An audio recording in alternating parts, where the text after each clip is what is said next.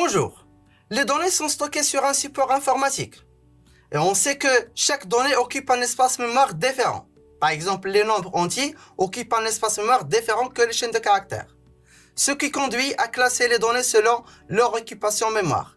Dans cette vidéo, vous allez voir comment représenter les données dans SQLite.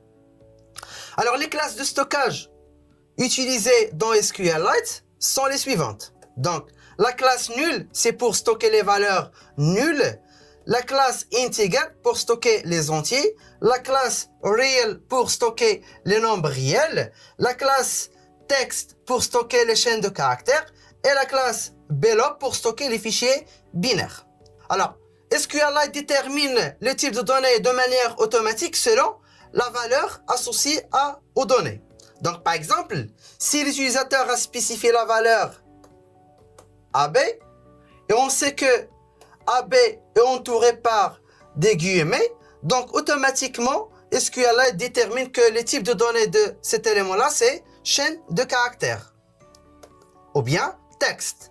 Alors, si l'utilisateur spécifie la valeur 25, alors 25 c'est un nombre entier, SQLite détermine que le type de 25 c'est integer. Si par exemple l'utilisateur a spécifié la valeur, par exemple 25.20 par exemple, donc SQLite détermine que le type de données c'est real. Par contre, si l'utilisateur a spécifié la valeur nulle, donc SQLite détermine que la classe c'est la classe nulle. Alors pour les nombres entiers, donc on peut spécifier que le type c'est int tout simplement ou bien integer. Par contre, SQLite convertit le type int vers le type integer. Bien sûr, on peut utiliser d'autres alternatives pour le type. Donc par exemple int, big int, int2, int4, int8. Donc la seule différence entre ces éléments-là sont le nombre d'octets occupés. Par exemple, tinyInt donc occupe un octet.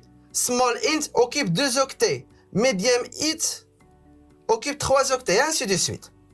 Donc par contre, SQLite convertit tous ces types-là vers le type integer qui occupe en général 4 octets. Alors pour les nombres réels, donc aussi on peut déclarer un type par real, ou bien double precision, ou float. Donc ces types-là sont convertis vers le type standard, ou bien vers la classe réelle, de manière automatique.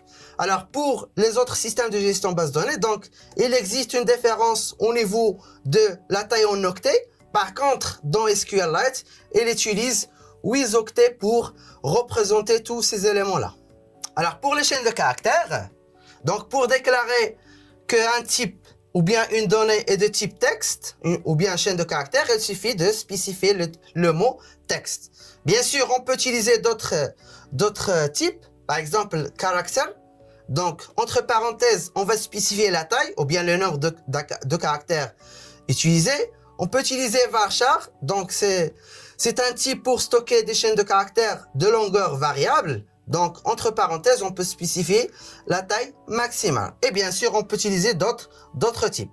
Par contre, SQLite convertit tous ces types-là vers le type texte. Donc, pour simplifier aux utilisateurs la création de la base de données. Alors, pour date et heure, donc pour dire qu'une donnée est de type date ou bien heure, donc on peut utiliser le mot date. Donc, si on veut stocker une date, datetime pour stocker la date ainsi l'heure. Timestamp, c'est utilisé pour manipuler les dates. Et time pour stocker seulement l'heure. Par contre, au niveau de sauvegarde ou bien au niveau de la base de données, ces types-là sont convertis vers les types de base, par exemple integer, ou bien real, ou bien text. Donc tous ces types-là sont convertis selon le type choisi. Par exemple, si l'utilisateur a spécifié une date sous le format ISO 8601, par exemple, il va spécifier l'année, puis le mois, puis le jour, espace, l'heure, minute, seconde, et ainsi de suite. Par exemple, 2022, 1-1, automatiquement, cette valeur-là est stockée sous forme d'une chaîne de caractères. Donc, il va utiliser le format texte. Alors, pour le format réel, donc, il utilise le nombre de jours juliens. Par contre, si le format est de type integer, donc l'utilisateur doit spécifier le nombre de secondes depuis 1960 ou bien depuis le 1 1970 au nombre de secondes. Alors, les formats les plus utilisés, c'est le format texte et le format integer. Donc, soit on va utiliser texte pour stocker une date ou bien une heure, ou bien on va utiliser des nombres entiers pour stocker une date. Donc, lorsqu'on utilise integer, donc on va spécifier le nombre de secondes.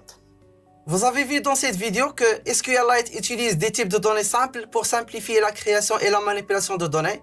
Par contre, les autres systèmes de gestion de bases de données tels que MySQL et Oracle utilisent des types de données très avancés pour améliorer l'occupation mémoire. Merci pour votre attention et à la prochaine.